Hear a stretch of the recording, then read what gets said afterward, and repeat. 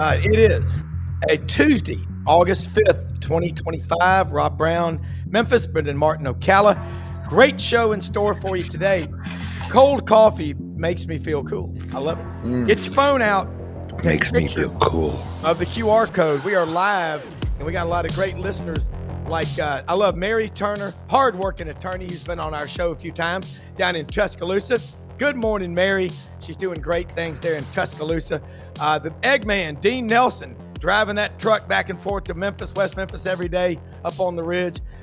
We got Jordan Davis Hill, 247 Sports on the Georgia. It's all dogs. Got a great podcast we're going to talk about today, too. David Murray, one of the best. He's been around a while covering Mississippi State. I have always, I got to get this guy on the show, and I finally met him in person at Media Days. He'll be on. Yancy Porter, Rebel Yell Hotline in the second half hour. Rodney Orr in Tuscaloosa. Hey, share the show. Tell your friends. Take notes because the next 60 minutes is the best 60. Full Get 60 your pen and paper. Pen and paper handy. Yes. And take notes, okay? Take notes. Let's crank it up, man. Let's get started. Go right to Brendan. Let's get Jordan Davis Hill in here. And Jordan, practice is underway. No talk about those other two topics, which we won't bring up. We're going to try to have an hour without bringing up those two topics. Right now, we're 2 minutes in, and we hadn't mentioned those two topics yet. And then we'll bring in David Murray at about 15 after from Mississippi State talking. So, Jordan, let's talk about what's going on over in Athens right now with practice. You know, dogs defending SEC champions. This is how good things are in Georgia. And a lot of people thought last year wasn't a great year. I'll take one of those any day of the week. Oh, you're muted, Jordan. You're muted, Jordan. Jordan, you're muted. Jordan, you're muted. You got your mute? Your mute on? Yeah. Okay, lost him. Let's go to David then. Okay. Yeah, we lost him. We'll try to get him back on here. I'm not sure what happened to Jordan. David Murray, we've got Jordan Davis Hill on from Athens trying to come in here, and we'll go to him in a second. Right now I heard you on Chuck Oliver's show Friday, and great job. I always listen to Chuck at some point every day. And you've been covering, I think you may have even been part of the Ben Cook's SEC Sports Journal, weren't you, at one time? I contributed to that. I knew it. To give an idea of how long I've been doing this, I was talking to Mark Vogtler, who's the GM of the football team now, a position even I'm trying to figure out what they do now with the taking the heat off the head coaches. And I said, well, I broke in my first year as a student when Emory Ballard was in his first year at Mississippi State. Wow. So when you watch the SEC special on the wishbone, Yep. I got to see the inventor doing the real thing. And I'll tell you an Emory Ballard story that maybe didn't make the show. When I was interviewing him about the history, he came up with it on a Thanksgiving day in his front yard with some kids demonstrating it and figured out how to get 3 backs on the field at one time. Holy cow. When he went to demonstrate it to Darrell Royal, he was the quarterback, and the snap broke his finger the first time he tried to show it to his head coach. But the Royal still liked what he saw, and the rest is history, the wishbone. Then let's run this forward about 40 years. Mike Leach shows up in Mississippi State, running the aerial version of the wishbone. So I can say I've seen just about every college offense all through the circle, and it's all coming back around again to physical football again this year. So maybe, who knows, we may see the Power Eye come back pretty soon here in the SEC. That'd be awesome, though, wouldn't it? I love the Power Eye. Well, my dad's an old sports writer, so Buddy Martin, and he would tell me. Martin grew up learning about the Power Eye and the wishbone and all these sort of things. And then I covered Air Force football for many years in Colorado, so I got to know all about that. But so many things came out of that. We do a podcast with Urban Meyer and stuff. And he loves to talk about how certain offenses will afford you the opportunity to not be the best team on the field and still score points. Well, and of course, Mississippi State took the Dak Prescott team that reached number 1 in the country, shows up in a bowl game, and Bobby Johnson had his best ever team at Georgia Tech running the triple option there and wins the game. So it can still work, but it's such a rarity now because players just don't want to play it. Offensive linemen know that it won't prepare them for the NFL, things like that. But, the way offenses come and go, I'll give you another example. 2007, State plays the Pat White West Virginia team with all those guys. That was a great offense, running the spread. Rich Rodriguez is coach then. And I came back and I asked Rocky Felker, Mississippi State quarterback in the 70s. I said, Rocky, I'm watching this spread thing. Isn't that just the old veer that you ran? And Rocky said the only difference between the spread and the veer was in the veer, you ran at an angle to the line as a quarterback. In the spread, you ran parallel to the line. He said nothing really changes in football. The entire idea is get one-on-one in space. And that's what Jeff Lebby is trying to get going here at Mississippi State this year to segue into the present. Yeah, it's going to be. David, I apologize. We're having a little technical issue. Jordan Hill's going to come back on. Yeah. I want to bring you back on at 16 after. This is an unbelievable story because I've followed you a long time. You are as good as advertised. And we have Barry Trammell from the former the Daily Oklahoma, now the Tulsa Star, coming on tomorrow. He played a big role in Wishbone. So exactly. Just stay with us. We'll be right back with you. We're going to bring Jordan back in. We had some audio problems. He's saying he's going to try to come back in. So there he is. We'll be back to you in about 9 minutes, okay? Jordan, sorry about that. Let's talk about what's happening over in Athens with practice and everything. My apologies. I don't know anything that happens on the show. If it's not good, it's my fault. No, it's probably on my end. For whatever reason, sometimes when I come on here, my AirPods decide you were like mid-sentence and it just dropped. But I hope y'all can hear me okay. And yeah, Georgia got fall camp started last week on Thursday, and if I could ask Kirby, I think he's probably a little upset right now that we're like 70 degrees. This is not what he wants these guys going through. He was ready for these guys to be grinding through 95-degree heat. We've had rain, I think, every day since Saturday, so they're. I think the players are thankful, but I think Kirby wants them working a little bit harder right now. We've had one rain in the last 25 days over here. It's we need some. All right, let's talk about the wide receiver room right now. Yeah, I mean, I think that the room is picked up where they left off in the spring, and just based on what we're hearing behind the scenes, I think they're excited about what they've got. Zachariah Branch is a guy that, if I gave an MVP from spring practice, I think Zachariah would have a good argument. He had a really good spring, showed out throughout spring practice. And from what I was told through the first weekend of fall camp, he's picked up where he left off. And the other transfer, Noah Thomas, the leading receiver for Texas A&M last year, I've heard really good things about him too. I think that this is an offense that's got a lot of weapons. And I wrote about it right after media days. I kind of think people are sleeping on this offense. Now, I understand why. Last year's offense did not live up to expectations. Repeatedly started games slow in the first half and kind of had to work their way back. But I think they've got some really interesting pieces in that passing game. They just need Gunnar Stockton to make the plays, and they need that offensive line in front of him to hold him upright and give him time to make plays. All right, running backs. You got a good one transferred in out of Enterprise. He played at Illinois, and the running back room at Georgia is critical too.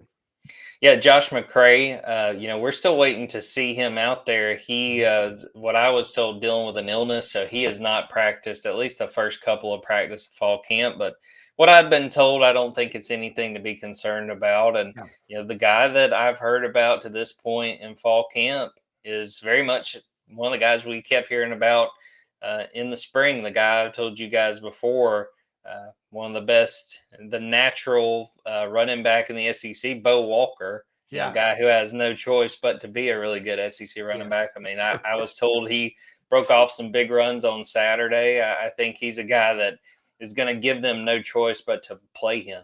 I mean, a guy that I think is going to warrant getting the football. And, I think I mentioned this on our last show. Georgia's got probably 7 running backs that you could conceivably see getting playing time this year. I think Bo Walker is going to force their hand and say, we have to play this guy. This true freshman's ready to go. Well, with a name like that, he can't wear number 34. What number is he wearing? 24. So he's got the No Sean Marino thing going. So I think that seems all right. I still have nightmares of Noshan Marino from New Jersey. He was really good. All right, so let's flip to the defensive side. That Georgia front seven is a staple. By the way, the Athletic published the valuations for Division I football programs. Did you see that? They got Texas at, if they were to sell, at 2.38 billion, way overvalued. Georgia is number 2 at 1.92 billion. Just thought I'd throw that in. Some good things happening over there in Clark County. So the front seven on defense. Yeah, I think they're in good shape right now. I think the two guys that I've heard the most about to this point in fall camp, Christian Miller, who's a guy that I've sort of been sort of bird dogging of like, this guy's going to determine how good this defensive front is. Yeah. And the word I was told through 2 days of practice, violent, that he attacks, that he is really violent up front. And they need that interior defensive lineman to step up. The best Georgia defenses have had outstanding interior defensive linemen.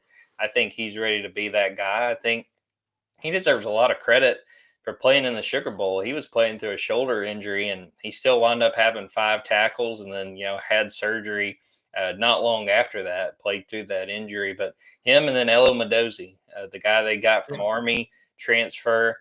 Heard some good things about how he's picking it up. There's going to be a little bit of a learning curve going from Army and the competition they play on a weekly basis coming to Georgia, but he looks the part. He looks really athletic. It looks like he can move well. I've been told he's looked good to this point. Now, we're less than a week in. Let's check back in a couple of weeks once he's really grinded through it. But I think so far, but really on the whole, heard a lot of positives. I think people are excited about what Georgia's got to work with. And again, I think those guys on offense, I think they're ready to really surprise some people. And the better your offense is, the better your defense is because they get some rest. What among this freshman class and the standard at Georgia with Kirby is top 3? That's just the way it is. Who's standing out so far other than what you heard about him in the summer workouts?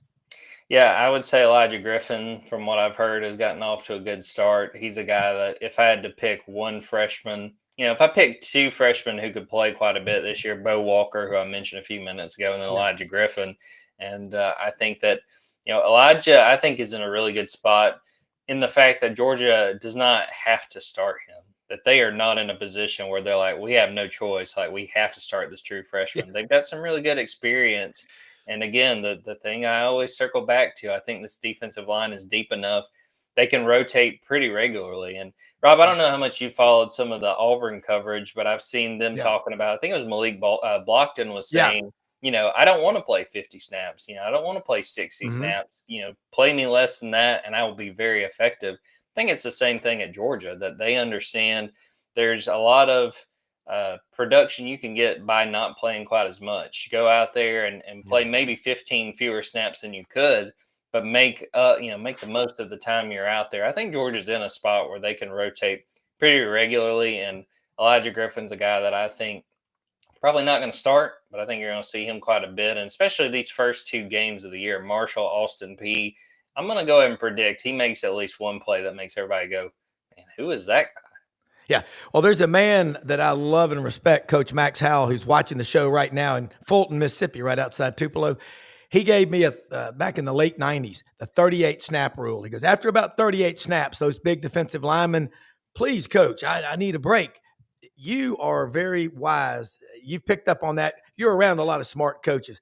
Talk about the defensive coaching staff at Georgia now, what it's like. Is Will Muschamp involved at all?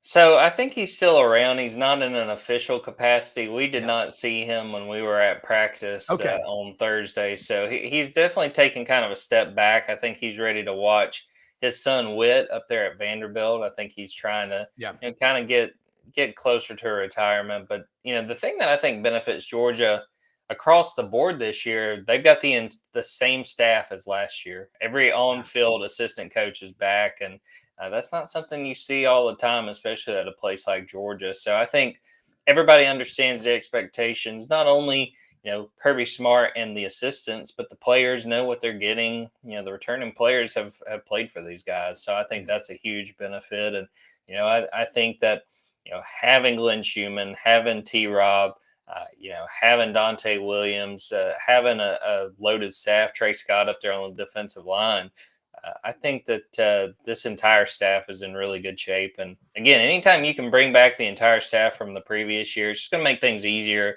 Any kind of transition is going to be pretty minimal. Yeah. Well, because we didn't talk about those two topics, you earned a 6-pack of Crystals with or without cheese next time I see you. My treat. Tell people how they can follow you and that awesome podcast that you do every day. Not every day, but a lot. Yeah, I appreciate that. And I want to apologize again for the audio issues at the start. But dogs247.com, we got a 50% off sale right now. So go sign up because it is going to be a really busy month getting into the season. Junkyard Dogcast is the podcast Rob was talking about. I believe we will do another episode on Wednesday. We're going to have a chance to talk to Georgia's coordinators earlier on Wednesday. So we're going to have no shortage of stuff to talk about. Follow me on Twitter at Jordan Davis Hill. On Twitter at Dogs247. So appreciate David Murray too for chiming in and filling in for me there. You know, I think you guys just said, look, we need someone from 24/7 that covers the Bulldogs, and you could have gone either way. But That's right. No, David's great and excited to hear what he's got to say. It's a spelling. There's an A and an O in there somewhere. Okay, but you are great. I follow you on Twitter nonstop. We'll do it again next week. Thanks so much for your time. All right, thanks, guys. Okay. David Murray, this is awesome. Again, you've got, I was talking at SEC Media Days with a bunch of the people. Lindy Davis, we saw him. There's so many people about Ben Cook's SEC Sports Journal. Oh boy! And I yesterday I was asking you this yesterday about a front cover, and it was in the spring issue, 1980. Mississippi State's Magic Man, Marty McDowell from Mobile, Alabama. He was such a great player. You started with Mississippi State in 79. I remember Emory Ballard. Like I said, I've been to 37 games in Starkville over the years. Love it. My dad used to go sit with his friend Jan Gwynn, who played at Mississippi State. Jan Gwynn. And Liberty loved Gold, yes. Jan. And Stan Jones, my friend I worked with, I based Mississippi State on my Mississippi State friends. You can't get better than those kind of guys. But welcome aboard. I hope this won't be the last time you come on with us. Talk Mississippi State. Tell us, I heard you on Chuck the other day, how y'all are going to conquer the free world and make everybody better and live to 100. And by the way, since we're exchanging our favorite people at various schools, I want to say one of my absolute favorite people on earth. And, I worked for the legendary Bob Hartley at Mississippi State, but there's only one other person I think I could have worked for in the business, and that was Mr. David Housel. And I love the man. I haven't seen him probably about 6-7 years. I was able to, Shelley Poe told me where his seat was in the stadium, and I found him, but that's back in the old press box. So I hope they're doing well. But yes, always enjoy those trips down there. So as far as this season, Mississippi State, Jeff Lebby in his second year, and it's all the records still count. So you can't wipe out last year, but you can almost say it's the equivalent of week 0. It was year 0 for him because he was hired on fairly short notice. He was able to get a decent recruiting class in the first year going to the transfer portal, but this has got to be his first true year. And here's a measure of that team. You heard him at Media Days talking about how 80% of his team is either first or second year players. That includes the transfers and all. Guess who came up with that figure?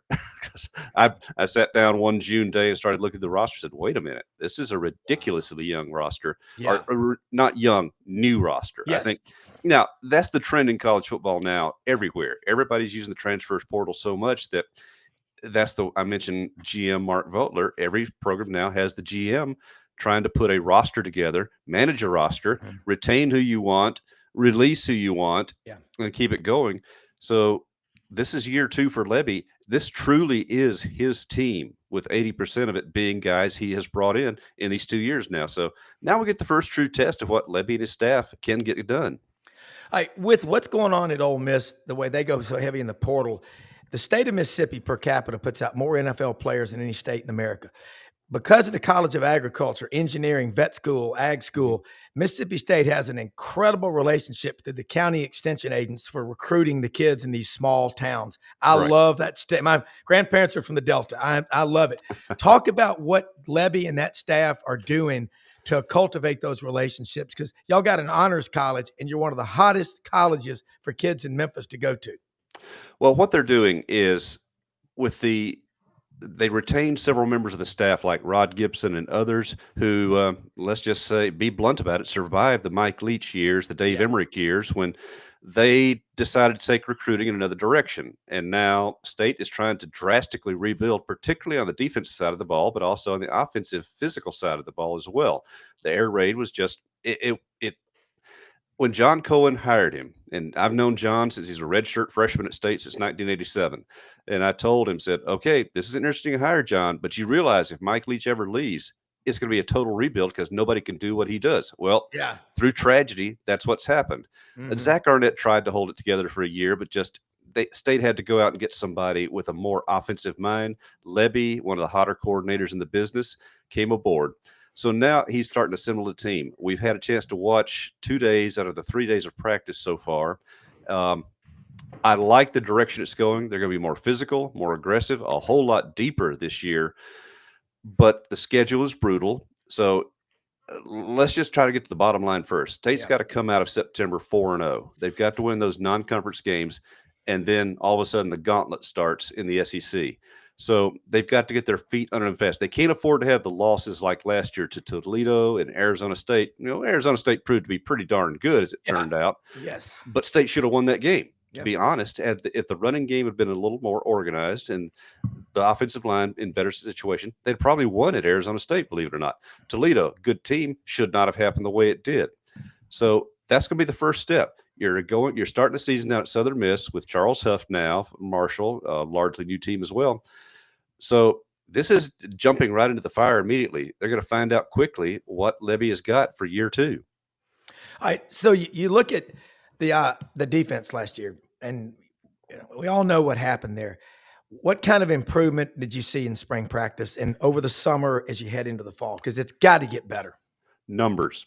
Okay. There is a reason why in his signing day comment to the press, the first thing he said back in December after the regular signing day, I guess we still call it signing day, even the portal is now a whole nother beast there. Correct. His first comment was, we've added to our depth. Now, what fan wants to hear his head coach first talk about we've made our team deeper? But honest to goodness, State could not even hold a decent practice last year. Some injuries did contribute to that, but they just did not have the bodies.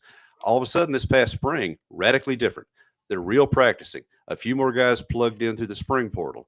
Practice right now is legit. I counted 14 true defensive linemen yesterday. That's a third more than they had last year. They did lose a good one in Kai McClendon, a true sophomore who is probably out for the year with an ACL suffered in summer. But they've got the depth now. They've changed the defensive line format. David Turner will stay with the tackles, but Vincent Dancy has been brought in specifically to coach the edge, the outside guys, and change that up. The defense has, I'll put it this way. State had just 10 sacks last season. 12 games, 10 sacks. That's almost impossible. Many teams have 10 sacks in a month, and State was not getting to anybody. That is the area the defensive line has to improve because as a result, SEC quarterbacks completed 75% of their passes against State's secondary. Everything has to be redone. The defense is such a total rebuild.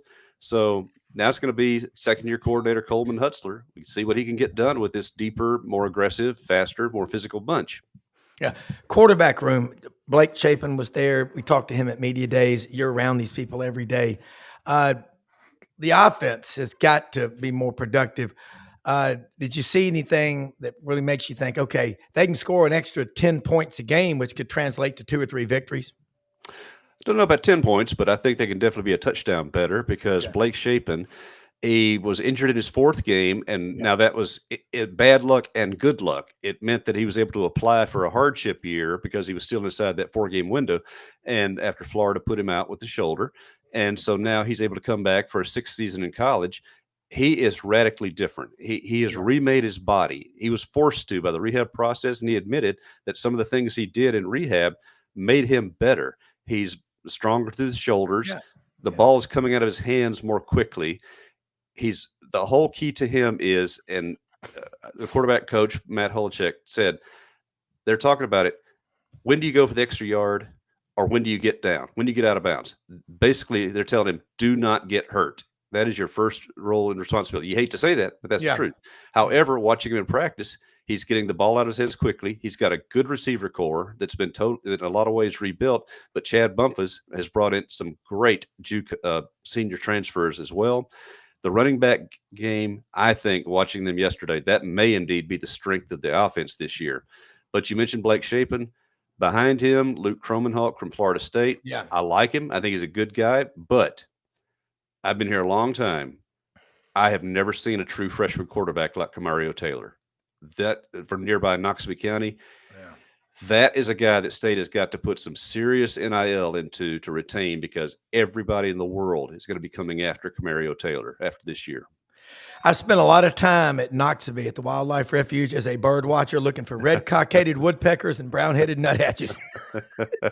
And I've eaten a lot of Little Dewey's barbecue. There you go. I love it down there in Mississippi. I mean, right, so let's talk about this schedule. You got Arizona State coming in. Davis Wade Stadium, Scott Field. There's movement of the aisles here at Scott Field in Starkville, Mississippi.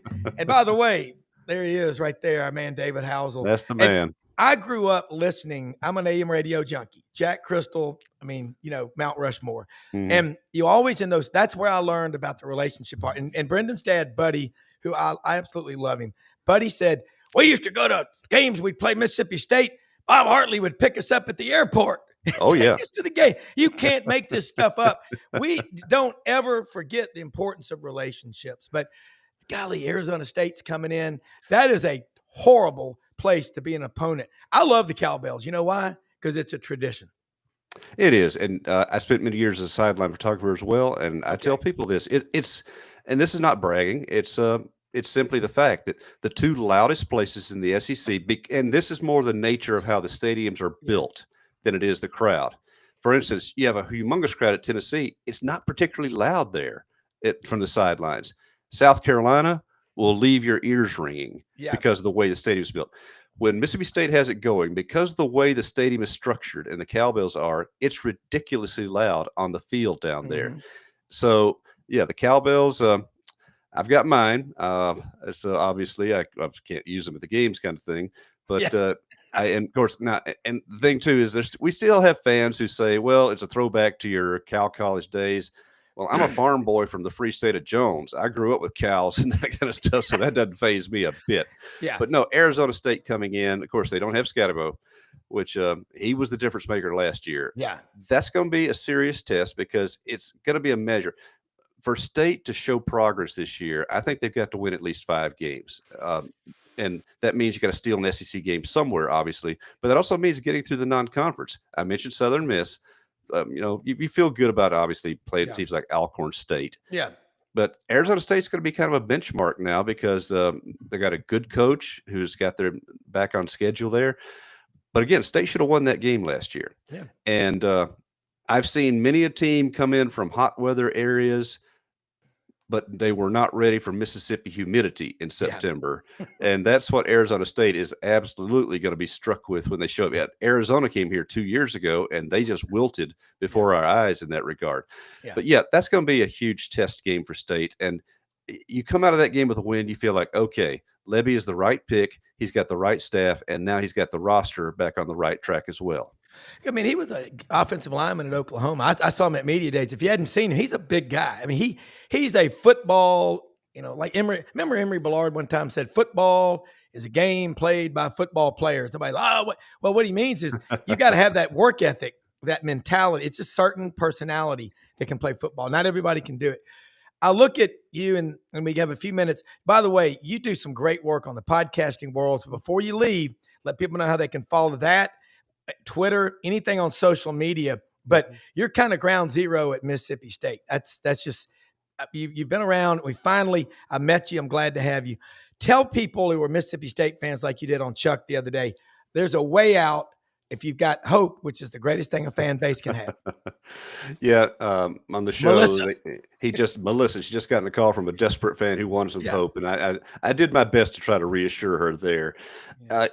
I really do like the offense. What I've seen so far, I mentioned the run game with Devon Booth, and now they've got Fluff Bothwell, who came in from South Alabama, who He's not the biggest guy, but he will lay you out given a chance there. Yeah. I mentioned the wide receivers with guys like Anthony Evans, Aiden Williams. They brought those guys in, a couple of veterans as well. The tight ends will be a factor. And that was one thing State meant to do last year, but Michael Van Buren, who's now at LSU, he has one great skill. He throws a great deep ball. Yeah. He had no touch inside 20 yards. So the tight ends were basically useless last year. They just had no passes to catch. That aspect is back in the game. And now with people like Cameron Ball and Amika Ilo, Seydou Traore out there, State's got some tight ends who can do some things in conjunction with the passing game as well. Just so much depends on the offensive line. You've got a couple of veterans coming back, some guys growing up. But again, State went really heavy in the portal at that point to try to get the offensive line rebuilt. And so it's going to be a chemistry matter there. We've already talked about the defense there. I know colleges have done so much to take the return game out of the sport. And I understand because there's so many incredible athletes available to teams that you can put them on coverage and do it. But I'm going to tell you this, after watching the drills so far, if you give any of the guys that State's trying at punt return now even a crack at the ball, they can do some damage. The skill level is there. And when you have players like that in special teams, it's a good mark of how you have upgraded the roster, that you can use people like that. So I think Levy's on the right track. Again, the schedule's brutal. And the problem is your games that you feel like you would have a shot at winning are on the road. You go to Arkansas, you go to Missouri. Now this year you're bringing in Georgia, Texas, Ole Miss are coming to campus there, the teams that you're probably not expected to play with that well. So State's got the inverted schedule this year.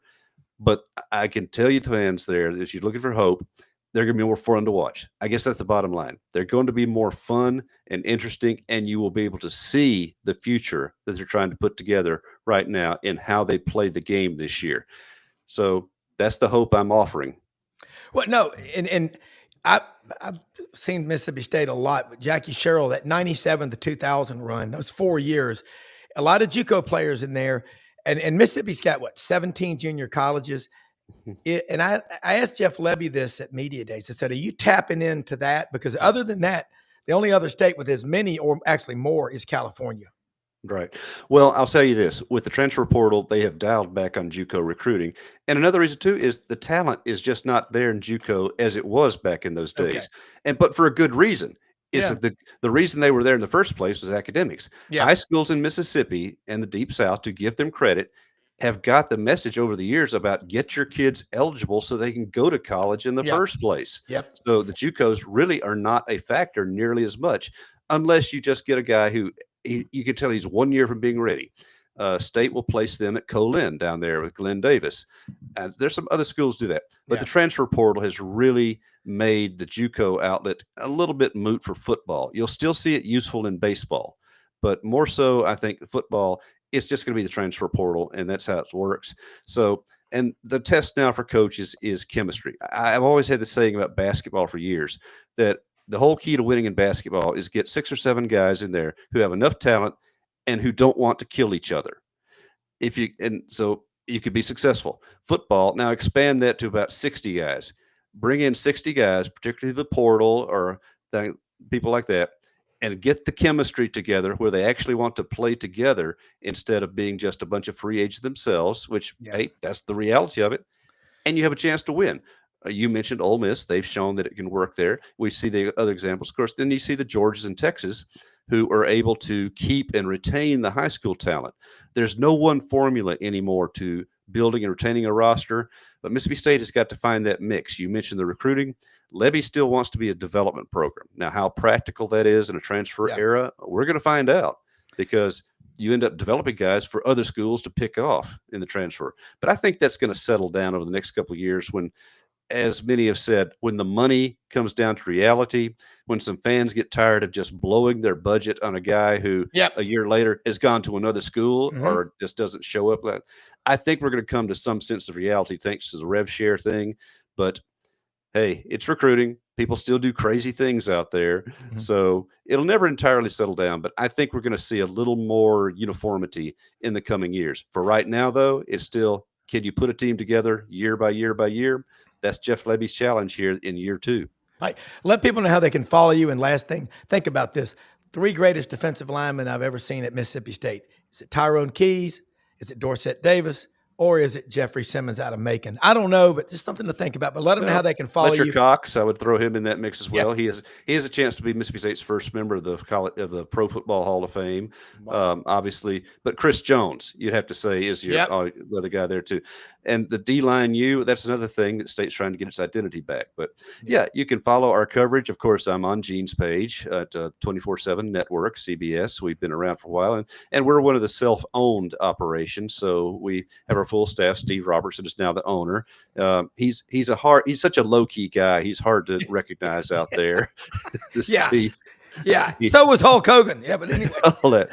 But with Mike Nemeth, Jacob Bain, and Rion Young, our recruiting reporter there, and myself.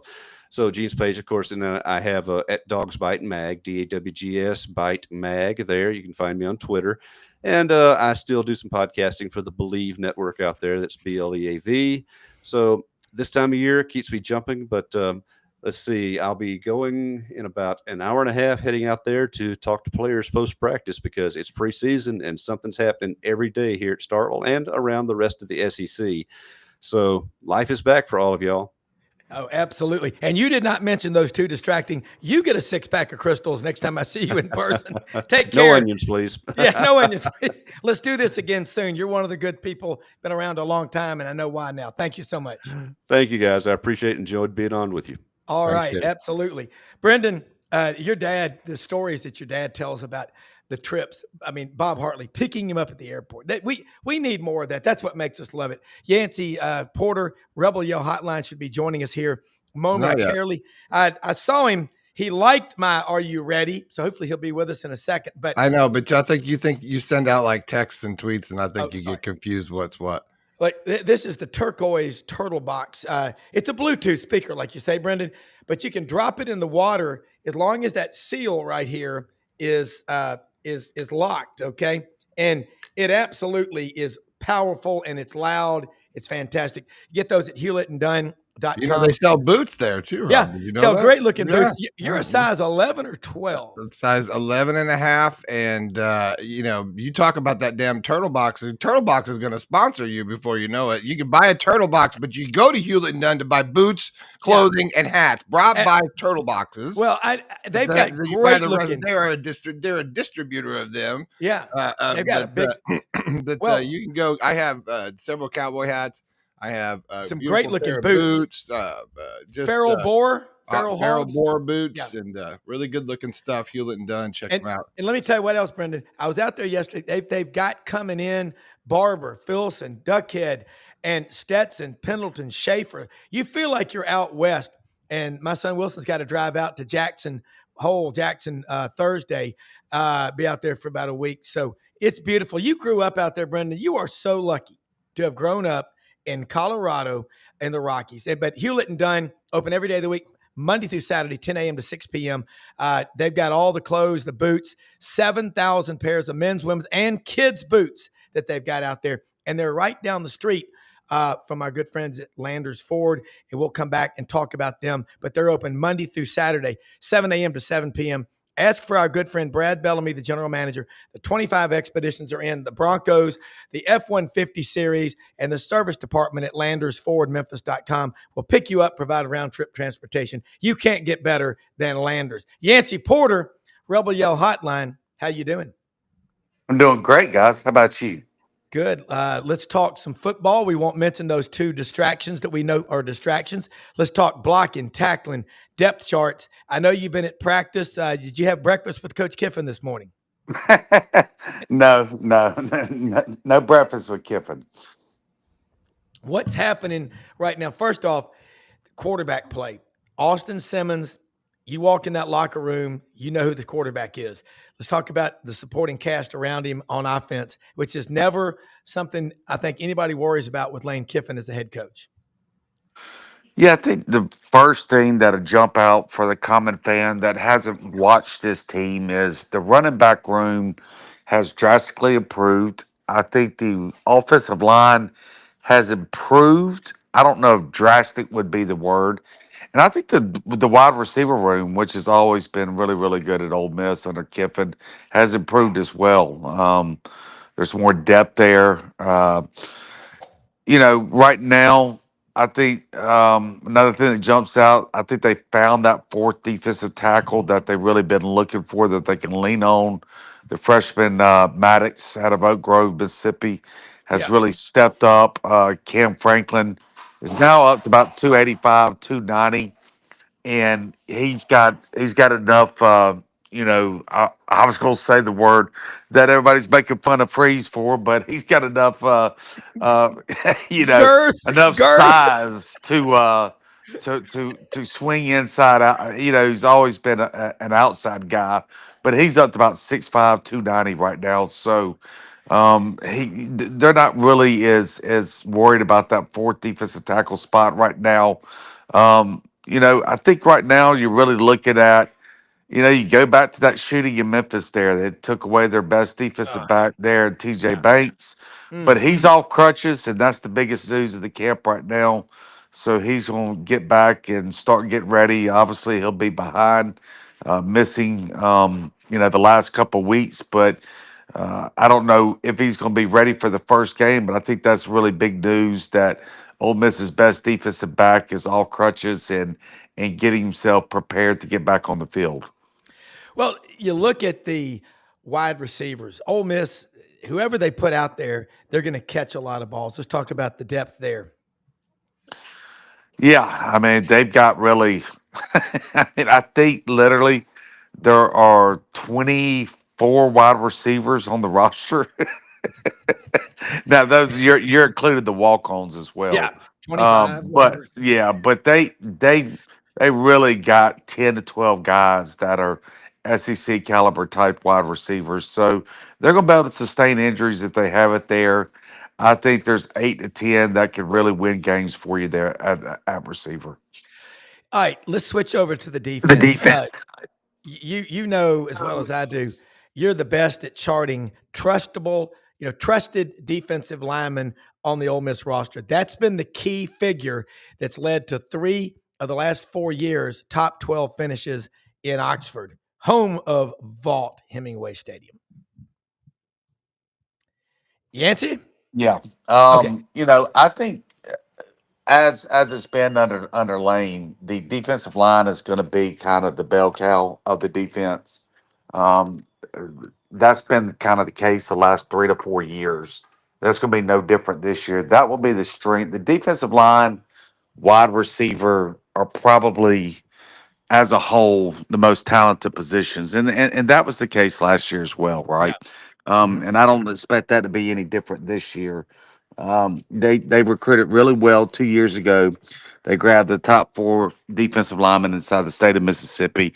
Last year, they were able to some of them redshirted, some of them played more than the 4 games, but they all got playing time, and they've been developed well, and they're really starting to surface there. They picked up a couple good defensive linemen last year in the high school ranks as well, and they did really well in the portal at the defensive end position with the Nebraska and LSU transfers. Yeah. So I think, as long the secondary has been really the biggest concern. But if you're getting so much constant pressure on the quarterback, the secondary doesn't have to cover as long, right? So Yeah, it kind correct. of goes hand in hand. I think, like I said last time on the show, is it going to be the number one stat wise defense in the country this season? I don't think so. Is it going to be a defense that is ranked anywhere from 10 to 20 in the country? Without a question, I think it will be.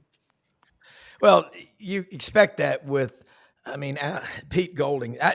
He was so maligned in his previous stop, but you can't survive 4 years with Nick Saban unless you're good. You don't stick around for nothing. That's, as Chuck Oliver says, that's not nothing. All right, let's talk about the running back room. You've got some guys like Logan Diggs and guys that have been banged up.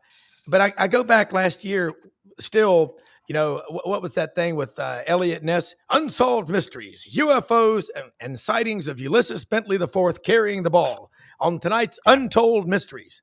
Talk about that running back room. Wow, where was I going? Nancy, you there? So we're trying to find that one, bro. Kawan Lacey, the transfer from Missouri, has really he's getting first team reps right now. Yeah. Someone that Ole Miss desperately wanted out of high school, and he went to Missouri. He was a freshman last year from Missouri last year. Got some carries, but wasn't the guy. And they were able to get him a transfer in. He's more that home run type hitter. He's a guy that has got speed and more speed, but he can get the tough yards as well. He's about 210 pounds. A good mixture of power and speed, but is and Logan Diggs, the forgotten man, the guy that last year had to redshirt because of his knee from LSU when he tore his ACL in the bowl game. Then he transferred Yeah. to Ole Miss, and he sat the rest of the season until the bowl game, and he got a few carries in the bowl game last year, New Year's Day bowl. So uh, he's a guy that I really think when by the middle of the season, when you're really getting into SEC play, I think he'll be the guy that they lean on the most. Um, Even though Lacey is getting the starting reps right now, I think he'll become the bell cow when it's all said and done. All right. You got to have competition at every position. Ideally, a coach will say, I want my ones working as hard as my twos and threes. Let's take a trip to the offensive line room. We just talked about the defensive line. Got to have both. Yeah, and if Ole Miss is going to make a run at the playoffs this year, they got to shore up what was, preventing them from making the playoffs last year, right? And they had 10 games that they won, and none of them were closer than 14 points, and they had 3 games that they lost, and none of them were more than 6 points. So, Yeah. when you can't win the close games, there's a reason, and it's usually going to be that one of two things: you either can't run the ball efficiently or you can't stop the run efficiently. So they couldn't run the ball efficiently last year. Yes, they finished, I believe, fourth in the conference in total yardage and rushing, but when you break it down, when they needed the tough yards to convert third and fourth downs, they weren't able to do it consistently. And that's been a staple of Kiffin's program, is being able to convert those third and fourth downs. So the offensive line, they decided to get a little bit more smaller and athletic this year. Whereas last year, they were averaging, I think it was 6'6", 350 pounds. Yeah. This year, they're averaging still in that 6'6" range, but they're 310 pounds. So that's a philosophy or just a little change that they made and said, hey, let's get a little bit more athletic. Right now, their most flexible guy, Patrick Kutas from Arkansas, Yeah. is really the swing man for all 5 positions. And he's been dinged up right now, so he isn't in the one unit. He will be when it's all said and done. But you do return your 2 starting tackles there, and Pounds and Williams. They've got 4 years of experience, both of them starting in the league, so you feel comfortable there. And then you got a guy that's been waiting 2 years there, and Bryson Sanders out of Nashville, Tennessee. That's he is going to give them more size. Last year they were more. I don't know what they listed Swindle, but he was probably more 6'1", 320. This guy's 6'6", 305, Yeah. 310, a little bit more athletic. And then their guards there are new guys, they're transfers that have come in. And we're going to see how they do. One from UAB and one from Charlotte. So, I want to see what those guys can do in SEC football. And that's going to be the question mark to me, is how do those guards adjust, Yeah. and how long will they be able to keep that starting spot? Yeah. Yeah. Life in the fast lane. And speaking of that, let's head down to Tuscaloosa. A sense of urgency in his voice. Rodney Orr, Tighter Insider, folks, $48 a year, the best coverage anywhere. Rodney, you're on the way to practice. You might be there right now. I asked Yancy this, so I'm going to ask you: did you have breakfast over on McFarland at the Holiday Inn with Coach DeBoer this morning? But tell us what's happening. Well, unfortunately, that Holiday Inn's been gone for several years, so no, I didn't quite I do know. that. I mean, like 35 years. But it was legendary. It was But legendary. I did like it. I did like it. I did really like that Holiday Inn, and I'll never forget. Speaking of that, real quickly, 1984, Penn State comes to Tuscaloosa. Oh no, we have lost Rodney. Rodney, come in, Rodney. Rodney Orr, Tighter Insider, was waxing eloquent, Yancy, about that old Holiday Inn on McFarland Boulevard. Every morning at 5 a.m., Coach Bryant had breakfast and cigarettes there. Right, Rodney, I'm come back with here. us. I'm here, Rob. I Okay, could hear all right. you. I don't know if you could hear Okay, me. yeah, we Yeah, lost you for a second, but yeah, keep going. You were rolling. yeah. No, I just said that I was just kind of reminiscing back to 1984. You mentioned breakfast at that Holiday Inn. Yeah, I remember Yeah. doing that one Saturday morning when Penn State came to town, and there was Joe Paterno Wow. Wow. just a few feet That, away. So, yeah. but yeah, no, it's obviously day 5 of practice coming up today.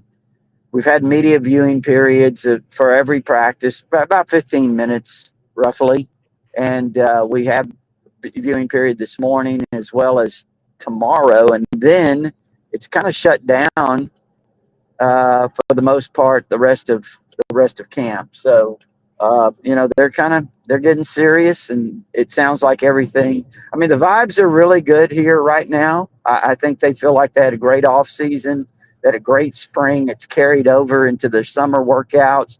The team looks, they're extremely well conditioned. I mean, I have to say that. I'll vouch for that. Now, I'm not making any predictions on anything further than that because I know how people, what the expectations are. So, we'll just have to see. I mean, obviously there's some question marks about the team, and we'll have to see how it all kind of unfolds. Well, and I was asking Yancy this, the line of scrimmage league, the SEC, that's what it is. So let's talk about the offensive line. Bruce Feldman's freak list, the 101 freak athletes in college football. Parker Brailsford and Caden Proctor are both on there. How strong is this Alabama offensive line? Well, I think Parker Brailsford might really legitimately be the best center in the country. Certainly among the top 2 or 3. I believe that. I mean, he's proven that at Washington, and then I thought he did a great job last year. So, Wow. and he's gotten bigger. He's gotten bigger. And now, as far as Proctor, I mean, all the potential in the world. I think he's in the best shape of his career right now.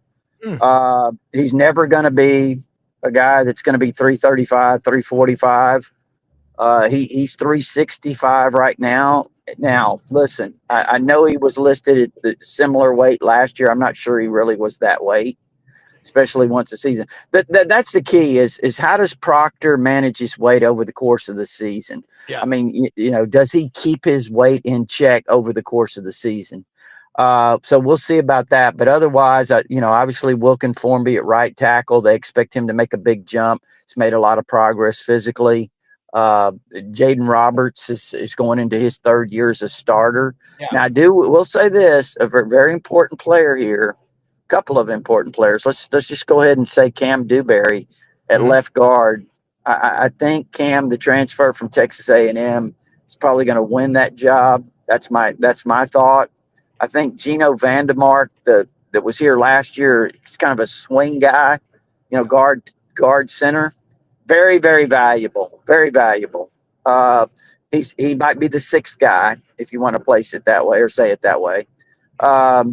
So yeah, I mean, I feel good about that. Now look, Gino was running with the ones at right guard in front of Jaden Roberts in the last practice on Sunday. But now again, they work different combinations.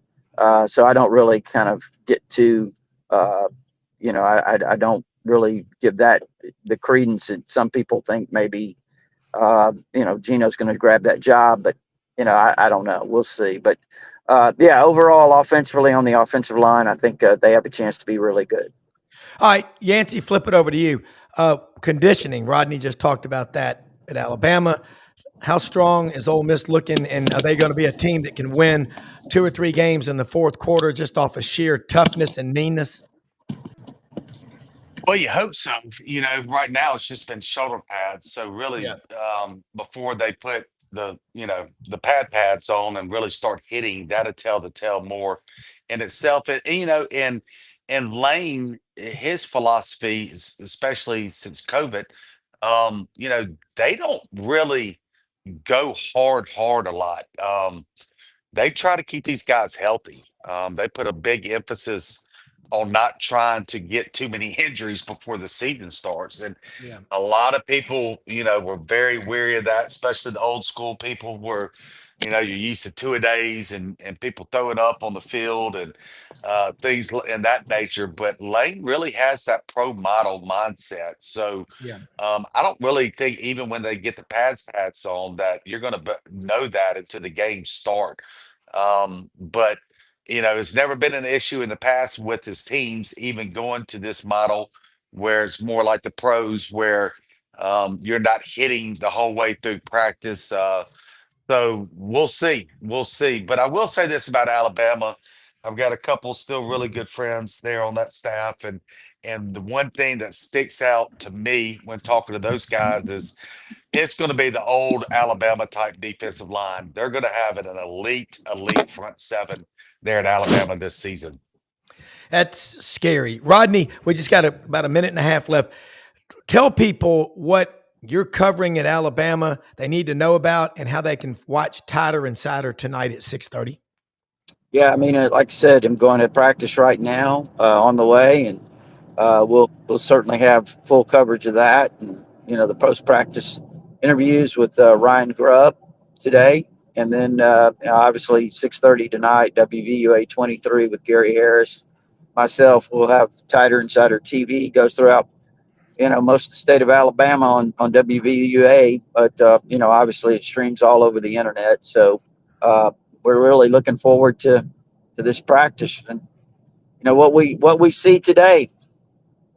Yeah. Well, I'm going to tell you what, both of y'all, two of the best. There's a sense of urgency in everything you're saying. And again, I owe both of y'all a 6-pack of crystals because we didn't mention those other two topics that have been distractions. It's all football, blocking, tackling, special teams. You are to be commended. You are absolutely, again, two of the best, and people need to follow. Rodney Orr, Tighter Insider, Yancy Porter, Rebel Yell Hotline. You'll be wiser for doing it. Thank y'all so much. We'll do it again next week. Let's wrap it up. I'll say something again about Landers Ford, folks. If you're looking for a new car, truck, or SUV or pre-owned, LandersFordMemphis.com, Poplar and Houston Levy. They've got so many vehicles on that lot, but don't get confused. Don't get overwhelmed. Just ask for our friend Brad Bellamy, the general manager at Landers Ford. If you didn't buy your last vehicle from Landers, you probably paid too much. They're being honest, okay? And so get out there, kick the tires.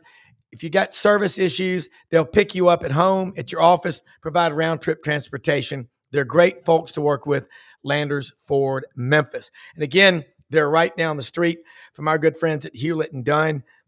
And man, they've got the packages, the boxes coming in daily now. Golly, if you need jeans, boots, Filson luggage, STS, Pendleton, Schaefer, Duckhead, blazers, khakis, button downs, polos. They've got a huge selection of Johnson and Murphy shoes. I was out there yesterday. I'm like, wow, great looking shoes, man. And if you want to get your boots restored, refurbished, they have a couple of bootiers that they use. Get your boots looking as good as they were maybe the day that you bought them. Charles Hall, Raven Carpenter, J.M. Huffman, the whole crew out there. They're committed to the best customer experience that there is. And Rumble Boxing, man, look, if you're getting out there, how you fight is how you live, okay? Rumble Boxing at Union and McLean, Midtown Memphis, open every day of the week. Take a picture of that QR code. Our good friend Ann Camp Lee, love her. She is fantastic. They're committed. You'll get in the best shape of your life. It's like swimming on land, Rumble Boxing. And look, relax. Lights Out Gummies. Our man Dave Bartu, great guy. College Football Matrix. He's on our show every week. Lights Out Gummies. Use the QR code. All Sidelines watchers and fans. Promo code sidelines for 25% off. Hey, most often we see the face of Christ in the least among us. We live in the greatest country in the history of the world. Freedom of the press. That's what this show is all about. Stay tuned to this channel. We got content coming at you all the time. Like the Buddy Martin Show, the Lowdown with Lauren Meadows tonight at 9 p.m. Eastern on the show. Scarborough knows you can't get better. Thank you so much.